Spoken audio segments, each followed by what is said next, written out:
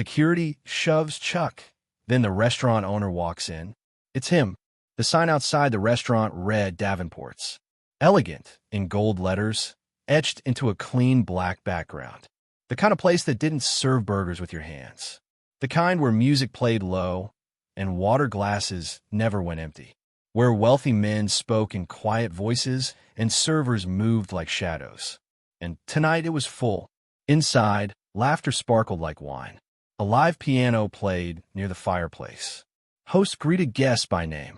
Servers wore vests and pocket squares. The world inside Davenport's was polished. Perfect. Untouchable. And then, Chuck Norris walked in. He didn't belong. Not by the looks of it.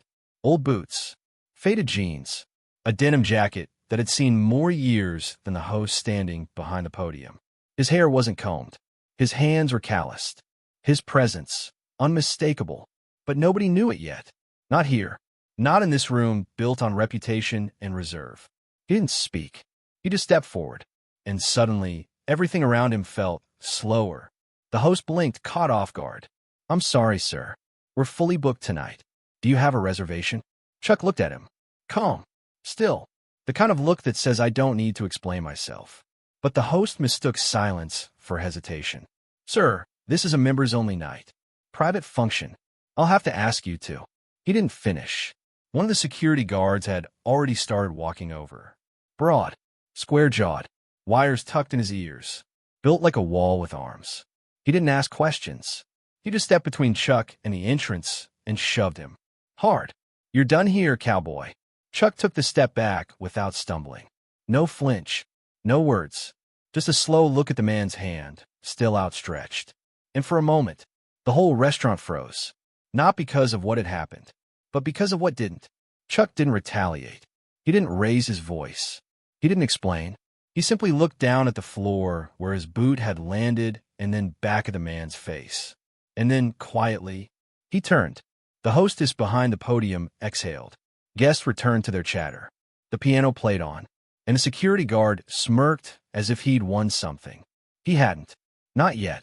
Chuck walked across the parking lot and stopped near the tree line. He didn't go to his truck. He didn't light a cigarette. He just waited. There was something about that place. Something off. He hadn't come for the food. He hadn't come by accident. And now, he was exactly where he needed to be. Inside Davenport's, behind the kitchens, the staff buzzed like a hive. Cooks shouted. Waiters passed plates. A man in a gray suit moved between them, barking orders. "Table 9 needs the trout. Where's that risotto?" No one noticed the man in the corner booth near the back hallway. He hadn't spoken since arriving. He wore a tailored suit. Expensive, but his face was unreadable. Cold. He glanced up when the host approached, nervously. "We had a situation," the host whispered. "Some guy tried to walk in without a reservation. Looked like a drifter. We handled it." The man's eyes narrowed. "Describe him." "Denim jacket. Boots. Gray hair. Didn't say a word." A pause. "And you put hands on him?" "Well, security did. Just one shove." He walked off. The man didn't say anything. He just reached into his jacket and pulled out his phone. Scrolled through something. Stopped on a photo. Held it up. Was it him? The host looked, and every drop of color left his face. "Why, yes. That's him." The man stood slowly. "Where is he now?" "He left. I think." "No," the man said. Eyes dark. Voice colder than ice. "He never just leaves." Back outside, Chuck was still waiting. Watching. Because the reason he'd come wasn't about dinner. It wasn't even about the restaurant. It was about a girl. 2 nights ago, in a town 80 miles east, he'd been drinking coffee in a gas station. Quiet night. Few cars. The clerk had slipped him a receipt with 2 words written on the back. Davenport's. Tomorrow. Help. No signature. No name. But Chuck had seen the fear in her eyes. And he'd driven straight here. Not because she asked, but because someone needed to. From the corner of the restaurant, a side door opened. A young woman stepped out to smoke. She lit a cigarette with shaking fingers, leaned against the wall, and wiped a tear from under one eye. Chuck approached from the darkness. She didn't notice him until he spoke. "You the one who sent the note?" She gasped, dropping the lighter. "Step back. You're safe. You shouldn't be here." "You asked." "You don't understand," she said, voice trembling. They don't just run a restaurant here.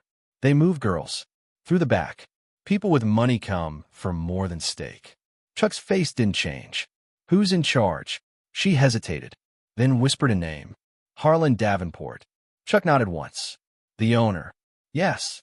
And if he sees you, he already has. She looked toward the back door. You have to go. Not yet. Suddenly, the restaurant's main door flew open. Two men stepped out. Security. Looking around. Searching. The woman tensed. Chuck placed a hand on her shoulder. Light but grounding. Go inside. Act normal. What about you? I'll be fine. You don't know what they're capable of. Chuck looked toward the men approaching. Neither do they. She slipped back inside. Chuck walked calmly toward the other end of the building. The men saw him. Started following. But before they reached him, a black SUV rolled into the lot. Clean. Silent. Parked near the entrance. The back door opened, and Harlan Davenport stepped out. Immaculate suit. Silver cufflinks. A look in his eyes that made grown men listen. The guards turned to him. Sir, where is he? They pointed. There. But when they turned back, Chuck was already gone, like a ghost carried on wind. Harlan scanned the lot, then turned to his men. Lock down the restaurant. Nobody leaves. I want all exits covered. Sir, should we call? No police. He straightened his jacket and said the words that changed everything. This isn't just a stranger. That was Chuck Norris. Inside Davenport's, the atmosphere had changed. The lights hadn't dimmed. The piano still played. The waiters still smiled. But behind every gesture was hesitation. In every glance, a question. Because the owner had shown up unexpectedly. And when Harlan Davenport arrived, without warning, it meant someone was in trouble. And now, he was pacing behind closed doors, which meant someone was about to disappear. Harlan's private office was tucked behind the wine cellar, accessible only through a hallway guests weren't supposed to notice.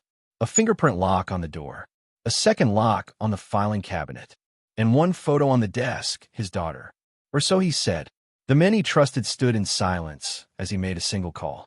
Yes, it's him. A pause. No, I'm not sure what he wants. Another pause. Longer.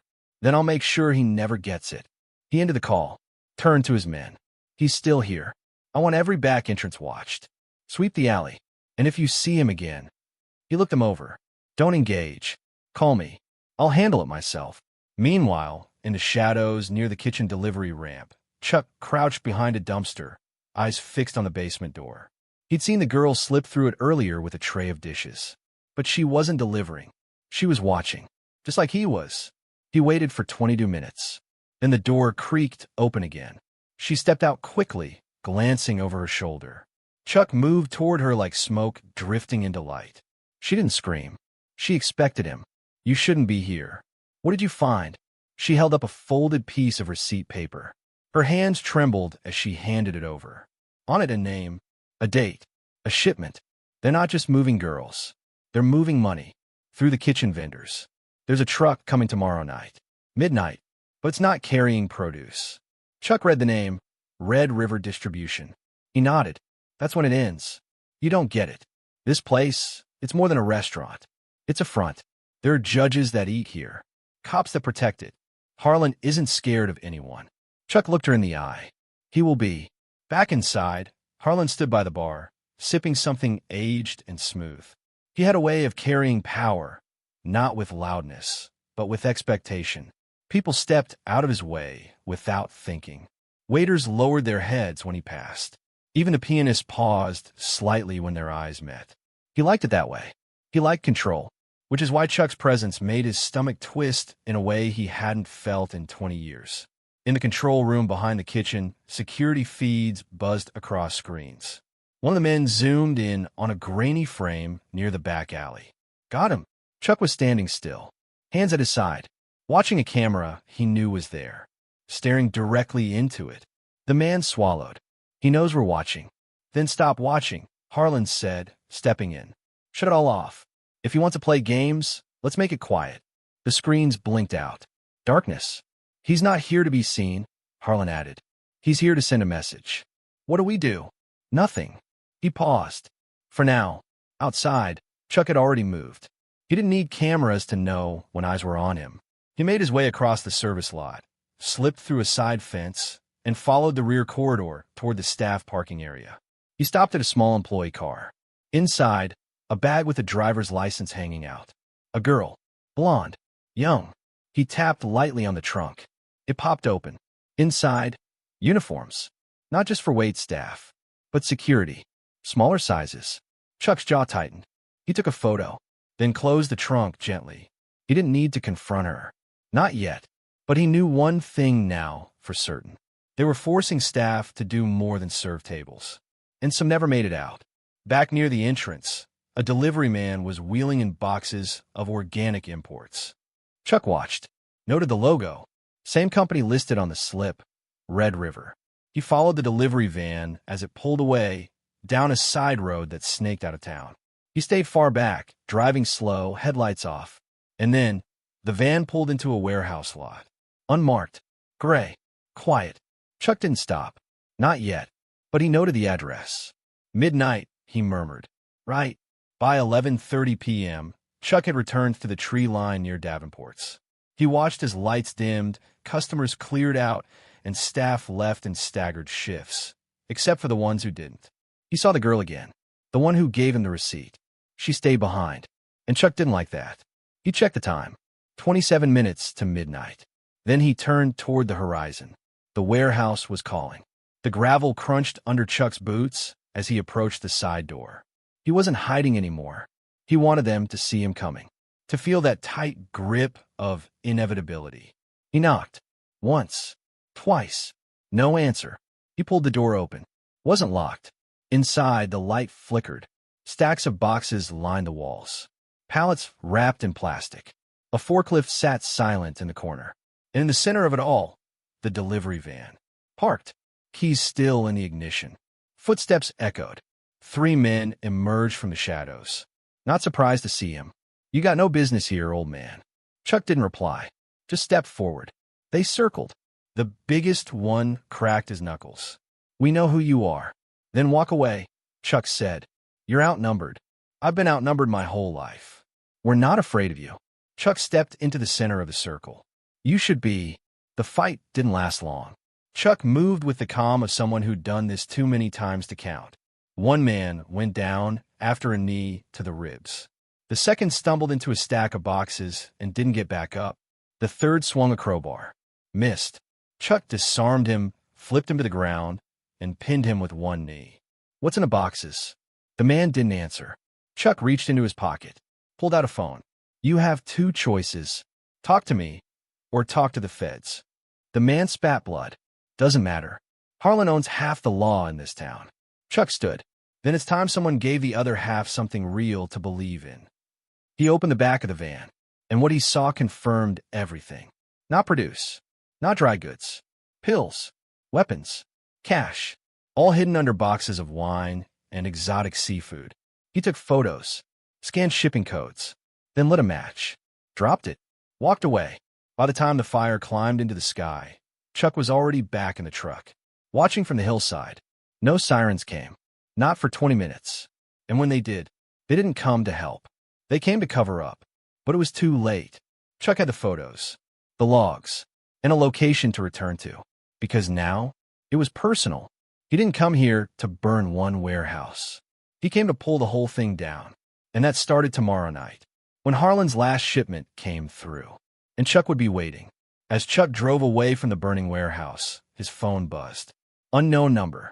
One message. They know. She's still inside. He didn't hesitate. He turned the wheel. Back to Davenport's. Back to where the real fire was waiting. The text burned brighter than the fire behind Chuck. They know. She's still inside. No name. No number. Just the truth. And for Chuck, that was enough. He turned the truck around, tires grinding on gravel as the glow of the warehouse disappeared in his mirrors. The girl who had risked everything to pass him the slip, who whispered about the shipments, about the truth, she wasn't safe. She was still inside Davenport's. And they knew it. He didn't drive recklessly. He drove precisely. Each second counted, but each mistake could cost everything. The roads twisted through shadows. Small towns blurred past. Billboards flickered in the moonlight. But Chuck's grip on the wheel didn't falter. Not once. He wasn't heading to rescue someone. He was heading to finish what had started. Inside Davenport's, the lights had dimmed. Only a few remained behind the heavy doors. Kitchen lights, hallway sconces, emergency exits. The customers were long gone. But the real business hadn't ended. It had just shifted. Downstairs, beneath the wine cellar, behind the wall with no handle. The girl, her name was Emily, stood near the edge of the cellar's inner corridor. Two men blocked her path, one at the top of the stairs, the other watching the back door like a hawk. She could hear Harlan's voice somewhere behind the walls, speaking calmly to someone on the phone. Yes, we've confirmed the fire. He torched it, but he left tracks. Pause. It won't reach us. I have people cleaning. Another pause. No, the girl doesn't matter. She won't talk. A soft click. The call ended. And then, footsteps. Getting closer. Emily backed against a shelf of expensive glassware, breathing shallow. She clutched her small phone in her palm, screen cracked, battery low. She'd sent the message. Now all she could do was wait and pray it had reached him. Harlan rounded the corner. Slick, polished, confident. The kind of man who believed he still held every card. You're still here? He asked, voice smooth. Emily straightened. I was told to help with cleanup. No need. We're shutting early. Seems there's been a complication. She tried not to flinch, tried not to let her eyes drift to the stairs. But Harlan noticed. You've been busy, haven't you? Emily didn't answer. You think I don't see everything under this roof? That a girl like you can slip messages past my people? Her voice cracked. I didn't. Stop lying. His smile faded. His mask slipped. Just for a moment. You think that man is going to save you? Chuck Norris. He stepped closer. I built this city. I have judges in my pocket. Chiefs. DAs. You think I'm afraid of one has-been soldier? Emily stepped back, but Harlan caught her wrist. I don't need to hit you. I just have to disappear you. And then, the power cut. Darkness swallowed the hallway. The lights blinked once. Twice. Then silence. No hum. No buzz. Even the cameras died. And in that blackness came a sound. A footstep. Measured. Deliberate. One. Then another. Then a shadow past the wine racks. And from it, Chuck stepped into view. Harlan turned, slowly, still gripping Emily's wrist. You've got guts walking back in here. Chuck didn't answer. Didn't need to. The glow of emergency lights cast long shadows over his face. Enough to see the dirt on his boots, the soot on his coat, and the steel in his eyes. Let her go. Harlan raised an eyebrow. You're trespassing. Chuck took another step. Let her go. Or what? Harlan challenged. You'll burn this place down too. A beat. Then Chuck said low. If I have to. Harlan shoved Emily toward the guard beside him. Lock her in the wine cooler. The man hesitated, then reached for her. But Chuck moved, faster than anyone expected. He crossed the distance in 2 strides, grabbed the man's collar, and slammed him into the wall with a single motion. He didn't knock him out. He didn't need to. He just looked at him. Walk. The man did, stumbling back up the stairs like a man seeing a ghost. Harlan didn't run. That wasn't his style. But his fingers reached toward the panel near the stairs, the silent alarm. Chuck noticed. That won't work.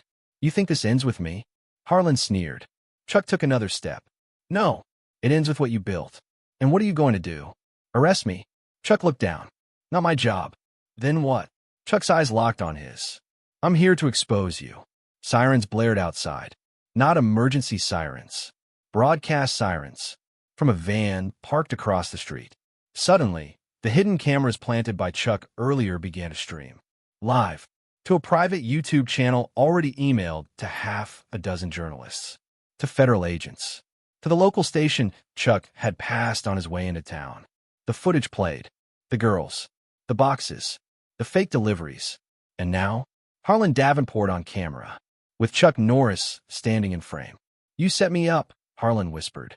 Chuck said nothing, just stared, and let the evidence speak for itself. Upstairs, the remaining staff had gathered in confusion. Some had phones. Some were filming. Others, the ones who knew too much, were already trying to leave. But the front doors had been chained shut. The police would be there soon. Real ones. The kind that couldn't be bought this time. Because Chuck had made sure this wasn't just justice. It was public. Emily sat in the corner of the cellar, knees drawn up, eyes wide. She was free now, but freedom doesn't feel real at first. It doesn't wrap around you like a coat. It hits like cold air after fire. Sudden, sharp, real. She watched Chuck stand over Harlan, not hitting him, not shouting, just letting the world see, letting truth win for once. And she wept, not from fear, but from finally being believed. 10 minutes later, the sirens arrived. Real ones. FBI, state troopers, internal affairs. More uniforms than Harlan had ever seen at one time. They took him quietly. He didn't resist, didn't scream, because the camera was still rolling. And even he knew this was the end. Chuck stepped outside into the cold. Lights flickered against his jacket.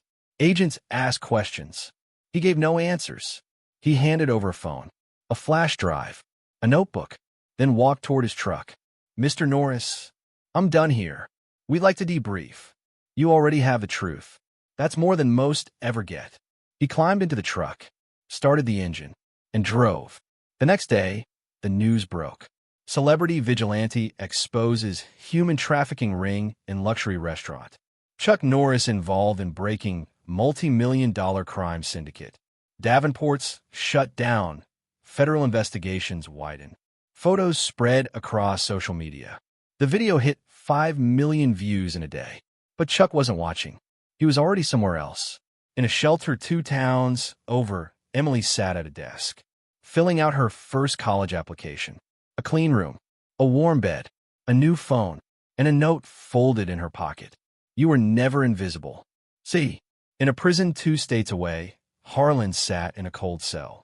He stared at the wall, and behind him, a guard entered with a letter. No return address, just one word written across the front. Next.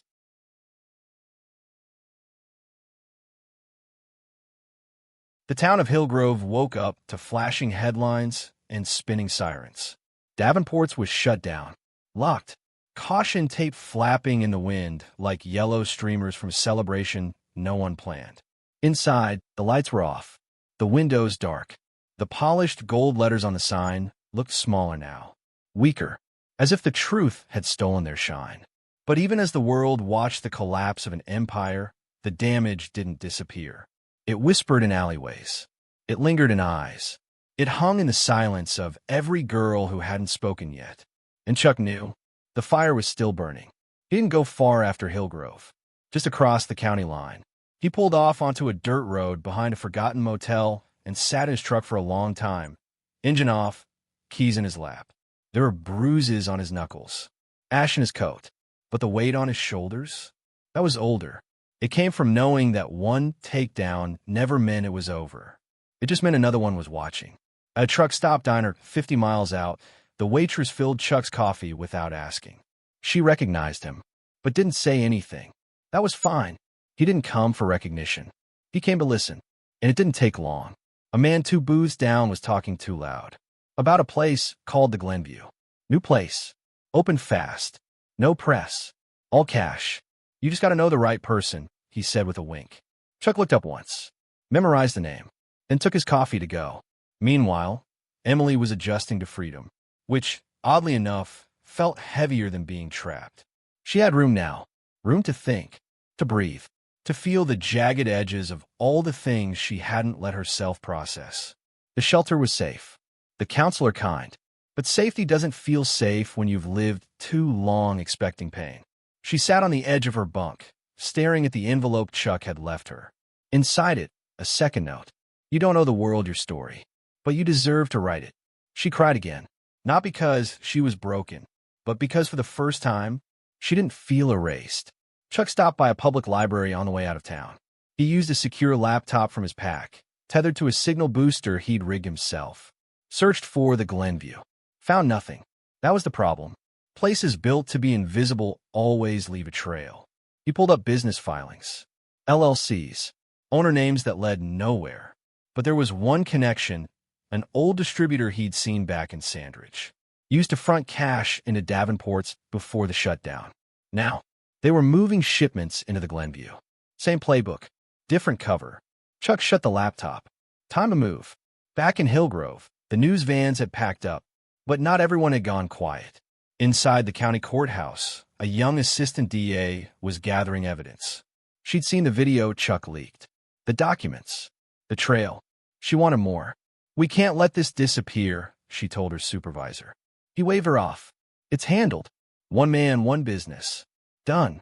But she knew better. She saw the list Chuck had compiled. Names, places, whispers, and at the bottom of the list, the Glenview.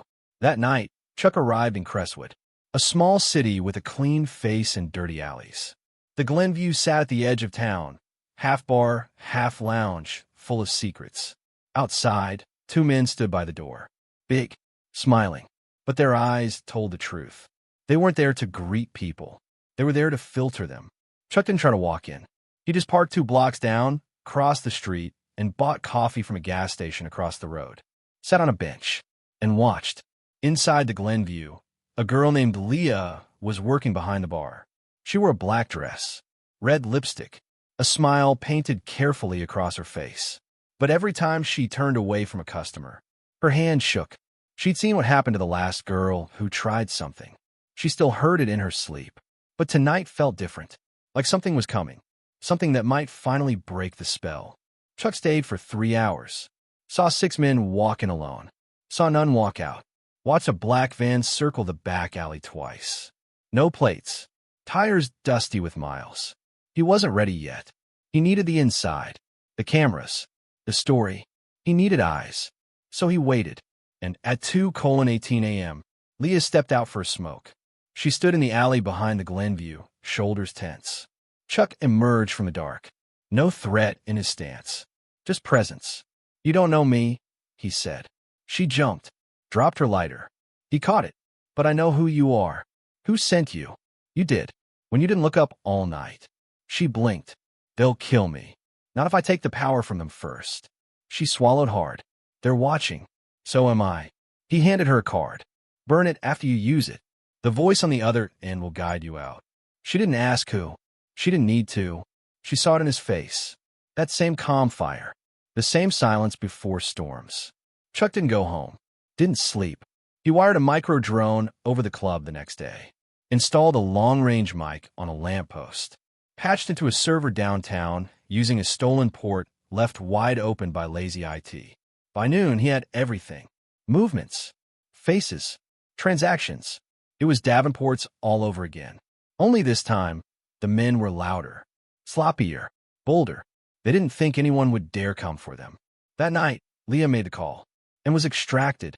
Safe, quiet, untraceable. And the Glenview? They never knew until it was too late. Chuck uploaded the footage at 3:06 a.m. to the same channel, same inboxes, same network of quiet helpers. And when the sun rose the next morning, the world saw it. Another luxury front shattered. Victims rescued. One name linked between both cases, Chuck Norris. The fires may have started in Hillgrove, but the smoke? It was everywhere now, and it was calling out names. End of Act 4, cliffhanger. In a high-rise across the state, a man watched the broadcast from his penthouse. He sipped brandy, unbothered. His phone buzzed. A message from an unknown contact. "Chuck Norris is coming for you." The man laughed. "Let him come. He doesn't know who I am." But outside, parked across the street, a single truck waited. Engine off, windows dark. And inside, Chuck watched and waited. The tower rose like a threat above the city. Glass and steel. 43 floors of wealth, influence, and secrets kept under polished floors and polite smiles. At the top, behind tinted windows and walls of silence, sat the one man no one mentioned by name. Elliot Cross. Banker. Investor. Philanthropist. Monster. Chuck had never seen his face in person, only in photos. Files. The rare article written by someone who didn't know better. But now, he was close enough to breathe the same air. And Elliot Cross didn't know it yet. The lobby of the tower was cold and hollow. Marble floors, stainless steel trim. Every footstep echoed.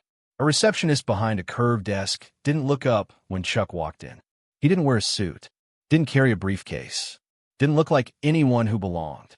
But when Chuck stepped onto the elevator and hit the top floor button with a key card stolen from a man who wouldn't be waking up soon, Nobody stopped him.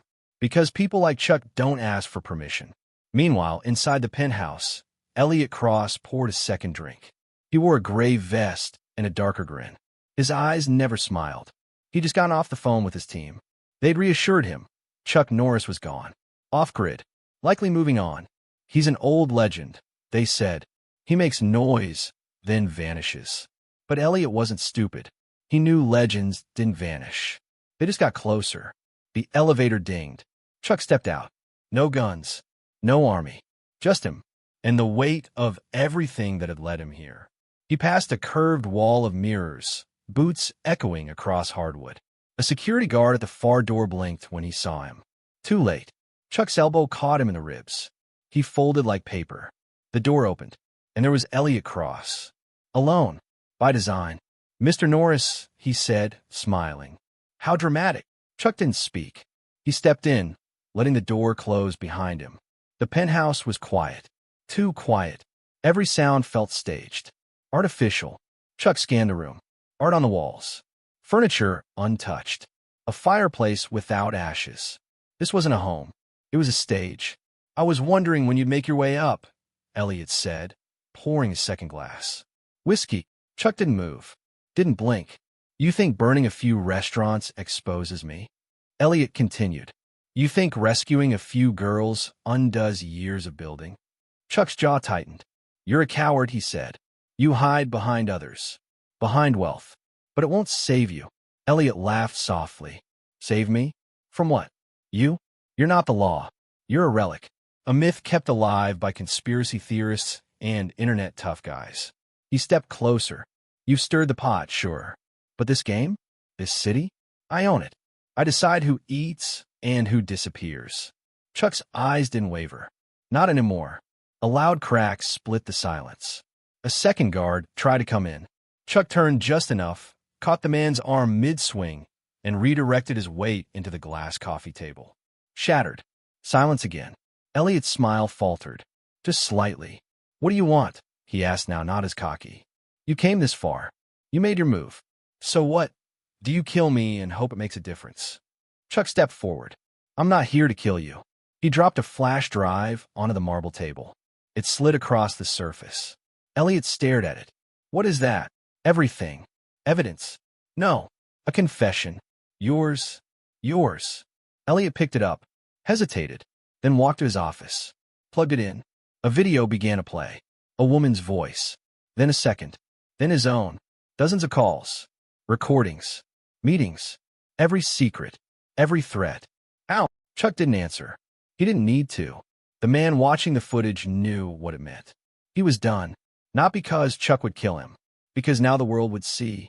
"This doesn't change anything," Elliot snapped, fury breaking through the surface. "People like me don't go to jail. We build the jails." Chuck didn't flinch. "You're right," he said. "You won't go to jail. Then what?" Chuck walked to the window, looked down at the city, then said quietly, "You'll fall." Outside, police cruisers began to surround the building. Reporters. Cameras. Chuck had timed it perfectly. The same van from the Glenview sat out front, broadcasting live. Everything Elliot just watched? It was already out there. The glass in Elliot's hand dropped. Shattered. He backed away from the screen like it burned him. "You son of a..." But Chuck was already walking out. "This isn't for me," he said over his shoulder. "This is for every person you made invisible." By the time Elliot Cross turned back to his desk, his phone was already ringing. And this time, nobody on the other end was offering help. Chuck left the building through the service elevator. No applause. No headlines. Just another street. Another night. Another breath. He passed a homeless man sitting beside the loading dock. Chuck dropped something into the man's cup. A card. On it, one word. "Rise." The man looked up. "Who are you?" Chuck kept walking. Didn't answer. Didn't need to. The world would tell the story. The way it always did. With legend. In a jail in Hillgrove, Harlan Davenport sat in the visitation room. A guard brought in a new file. Inside, a photo of Elliot Cross being taken into custody. Harlan stared at it. Smiled for the first time in weeks. "Told you he was coming." The city didn't burn, but it smelled like something had been scorched. Not the buildings. Not the streets. But the silence. The silence that had coated everything. The silence of fear, of denial, of power unchecked, was gone. And in its place was something raw. People were talking. Newspapers couldn't print fast enough. News anchors repeated Chuck Norris's name until it sounded like a myth made real. Social media turned into a timeline of takedowns, truths, and victims with the courage to speak. But in the places where Chuck had passed through, quietly, without ceremony, the air felt heavier. Because justice leaves shadows too. And what gets broken doesn't fix itself overnight. In Hillgrove, the old building that once held Davenport's was being gutted. Furniture dragged out. Signs stripped down. The last of the gold lettering scraped from glass that no longer reflected power. A woman named Teresa, once a hostess, stood across the street. A cup of coffee in her hand. Her apron gone. Her eyes hollow. "It looks smaller now," she said quietly. Beside her stood Emily, the girl who started it all. The girl who passed Chuck that note. She didn't speak. She just nodded. Because when a giant falls, it doesn't roar. It crumbles. In a modest shelter 2 counties over, Leah was sitting in a circle of chairs. The kind with gray carpet and cheap walls. But in the center, warmth. A counselor sat with a notebook. She didn't press. Just waited. Leah cleared her throat. "I was at the Glenview," she said for the first time out loud. "They made us feel like we owed them something." Another girl reached out, touched her hand. "You don't owe them anything." The room nodded. Not out of pity, out of solidarity. Because for the first time, someone had pulled the curtain back. And behind it, they weren't alone anymore. Back in Crestwood, the mayor called an emergency press conference. He thanked federal investigators, praised the bravery of citizens who acted when the system didn't. He didn't say Chuck's name. Didn't have to, because you don't name storms. You remember the wake they leave. In a cafe near the train station, a young man named Miguel watched the footage again. He'd been a dishwasher in Davenport's before Chuck showed up. He never spoke to the man, but he remembered seeing him walk in, the way he didn't react when pushed, the way he returned. And now, Miguel was filling out a police academy application. "I don't want to just hide in kitchens," he said to himself. He signed the bottom and smiled. Meanwhile, Chuck had vanished. Again, he left the city before sunrise. No interviews, no recognition, just one note, mailed to a local news desk. Justice doesn't end when they fall. It begins when we rise. CN, the journalist, framed it, not because of who wrote it, but because of what it meant. At a federal hearing days later, Elliot Cross sat cuffed and furious, but quiet. He didn't fight, didn't speak, because what could he say? Everything was out there now. The calls, the accounts, the signatures. Even the men who once stood beside him were cutting deals to stay out of deeper holes. Chuck didn't attend the hearing. He didn't need to. He knew that Cross's real sentence wasn't prison. It was being seen for who he truly was. At the courthouse, Emily stood on the steps after the verdict. A reporter approached her. "You were one of the first to step forward. Do you have anything to say?" Emily looked past the crowd, to the clouds above, then down to her hands. She opened her palm, a wrinkled napkin, the one Chuck had written on. "We rise," she read softly, then turned to the camera. "This isn't about what happened to me. It's about what we're building now. Something better, something safer." She turned, walked away, and didn't look back. In a dusty diner far from the city, a woman stepped out of the kitchen. She wore an apron, held a notepad, looked around at the morning customers, and then saw him. Corner booth, hat low, coffee steaming in front of him. She smiled, approached. "We've got eggs and pancakes. And peace." Chuck looked up. "Peace sounds good. On the house." "Not this time." He set down a bill. She didn't take it. "You paid already." "I did. With what you left behind." Chuck's eyes flicked up. Soft. Steady. He nodded once. She returned to the counter. No questions. Just the quiet hum of safety restored. Back in Hillgrove, Frank, the old cook from Ruby's Grill, hung a photo beside the cash register. It wasn't of Chuck.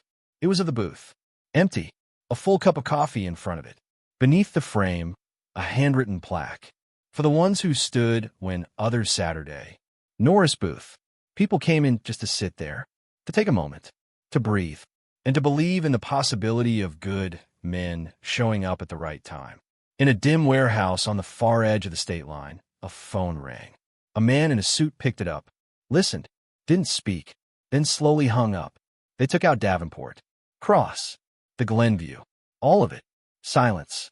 Then a whisper. There's only one left now. Across the room, someone opened a case. Inside, files. Names. One circled in red. Chuck Norris. And beneath it, a single sentence. Rain fell over the interstate in slow, deliberate sheets. Chuck drove through it like it wasn't there. Wipers silent. Eyes ahead. His truck, old and dust-covered, hummed with quiet resolve as the world blurred around him. Somewhere behind him were cities turned upside down. Names erased from buildings. Monsters cuffed and dragged from penthouses. But he wasn't done yet, because somewhere out there, the man behind it all still breathed. The tip came through a burner phone. Untraceable.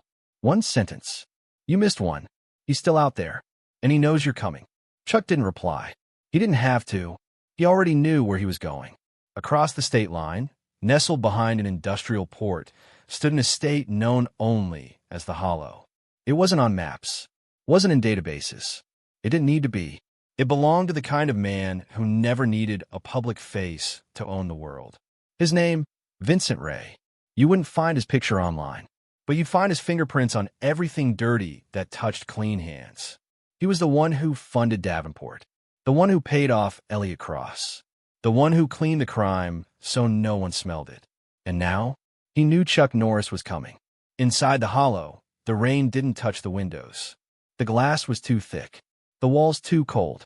Security men, sharper, meaner, moved through the halls without a word. Vincent stood at the center of a private war room. A map on the wall. Photos. Notes. A single red pin dropped on Hillgrove. Chuck's face on the board. He's a relic, Vincent said, but relics still cut if you step wrong. His advisor, a man named Klein, nodded. He's dismantled everyone we've worked with in the last 6 months. Good, Vincent replied. Let him come. He turned to the screen. Security feeds. Checkpoints. He smiled. We don't run from wolves. No, we cage them. Chuck parked his truck 2 miles from the estate. No lights. No GPS. He walked the rest on foot, through mud and mist, as the rain slowed to a whisper. The woods around the Hollow weren't just trees. They were a labyrinth of surveillance. Sensors. Hidden traps.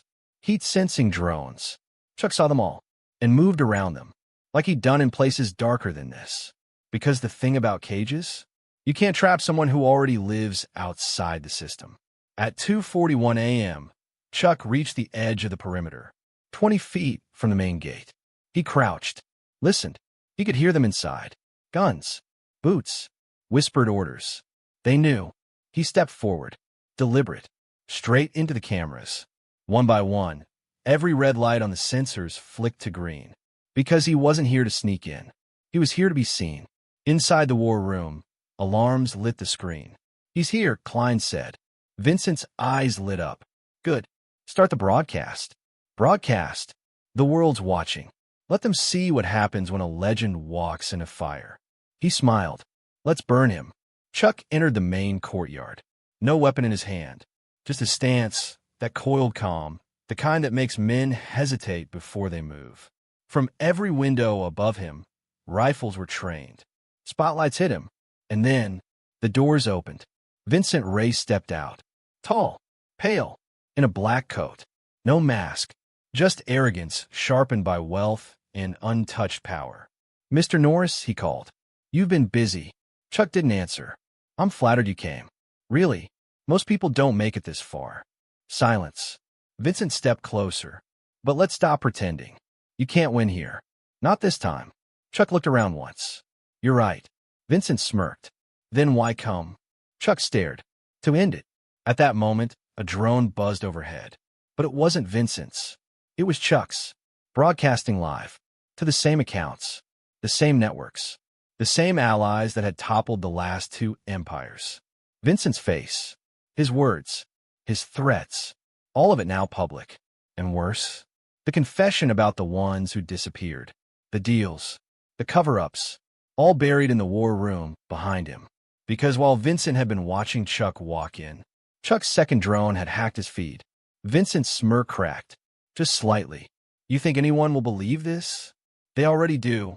You still won't leave this place alive. Chuck stepped forward. Maybe not. He paused. But you won't leave it untouchable. And then it happened. The power cut. All lights out. Emergency backup flickered on. Guard scrambled. Chuck moved. He wasn't fast. He wasn't loud. He was inevitable. One guard down. Another disarmed. No wasted motion. Vincent tried to retreat, but the doors were locked. Chuck stepped through the hallway like smoke. One punch, silence Klein. 2 steps later, he was in the war room. He grabbed the hard drive, smashed the servers, left the flash drive behind, still broadcasting. Vincent threw a punch. It was weak, born from fear, not training. Chuck caught it, held it. You hurt people who couldn't fight back. He twisted. Vincent dropped, groaning. Now you face someone who can. Chuck didn't kill him. He left him alive, tied to the same chair where he'd once threatened others. And beside him, all the evidence, the faces, the stories, the truth. By dawn, law enforcement swarmed the hollow. Federal, state, private. Vincent didn't resist. He couldn't, because everything had already gone live. Chuck didn't wait for applause. He walked through the backfield, disappeared into the trees. By the time anyone asked who had brought down the last monster, he was already gone. Somewhere far away, in a motel off Route 12, a kid checked into a chat forum, typed something under a burner name. He did it, took them all down. Alone. Someone replied, "He's not just a man. He's a warning." And below that, a simple post appeared, from an account no one could trace. Just 3 words. Not done yet. The sun broke through the storm for the first time in weeks. It didn't rise over towers of steel or the ruins of the hollow. It rose over a small stretch of highway that cut through open land, past tired trees and silent towns. The kind of road where you don't check your phone. You just drive, think, breathe. And on that road, a truck. Old, familiar. At the wheel, Chuck Norris. He didn't need to look back. He never did, because everything behind him now carried his fingerprints. But more than that, his silence. The kind that follows storms. The kind that means something changed forever. At the edge of the final report, the FBI admitted it. All known links to the trafficking network have been exposed. Assets frozen. Trials pending. One agent added, under their breath, "Whoever started this didn't want credit. Just results."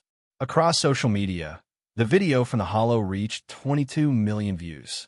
Newspapers called it the fall of the untouchables. But for Chuck, it was just another promise kept. In a courthouse packed with press, Vincent Ray stood in chains. When asked for a statement, he said nothing. But when they played back the final broadcast from his war room, the video of him smirking while talking about people as currency, the silence in the courtroom shifted. People didn't cry. They clenched their fists. And behind the cameras, a dozen survivors watched. Not as victims anymore, but as witnesses. Emily testified first. Her voice didn't shake. She wore no makeup, no practice smile, only truth. "I never expected anyone to help us," she said. But someone did. Someone who didn't need thanks, who didn't need recognition. He just got up, and in that moment, everyone in that room knew who she meant. Even without his name, even without his face. Somewhere across the country, Ruby's Grill was being rebuilt. Frank had reopened it under a new name. The Stand. Same coffee, same red booths. But one wall was different. Photos lined it now, not of Chuck but of those he saved. A collage of faces, anonymous and brave. In the center, a booth, always empty. A sign beside it, reserved for those who rise. CN. Chuck never returned. But one day, an envelope showed up at the diner. Inside, no return address, just a photo. A woman with a child, smiling in a new home, safe. On the back, scribbled in black ink, "We're okay now. Because of you." Frank didn't say a word. He just added it to the wall. In a church basement in Crestwood, Leah sat in front of a dozen young women. She was teaching now. Not math, not English. Something bigger. "You don't have to be fearless," she said. "You just have to stop pretending you're alone." She kept a coin in her pocket. A challenge coin Chuck had left behind when no one was watching. She didn't know where it came from, only that it said, "You stood up, so now I can sit." And that was enough. On the outskirts of a small border town, Chuck filled up his truck at a station that didn't even take cards. He paid in cash, tipped the kid behind the counter more than the tank cost. "Thanks, sir," the kid said. Chuck nodded. "Keep your eyes open." The kid blinked. "You in law enforcement?" "Something like that." "You ever been on TV?" Chuck raised an eyebrow. "Once. Long time ago." Then walked out. As Chuck pulled back onto the road, a storm gathered in the distance. Lightning flickered, not fearfully, but like a drum roll. Like the world knew he wasn't done. That somewhere, someone was watching from the dark, wondering if they could get away with it next time. And that somewhere, someone whispered, "He's out there. He always is." Final scene it. Unknown location. A man sat in a dimly lit room, laptop open. He scrolled past footage, testimonies, mugshots. Chuck's name didn't appear once. But the story? It was all his.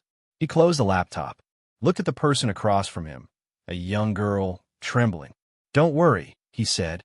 "He finds people like you. Always." The girl looked up. "But how will he know?" And just then, a knock on the door. Slow, calm, measured. The man's eyes widened. He walked to the door, opened it. Outside, empty, except for a single note on the ground. "You're not alone anymore." The end, or just the beginning.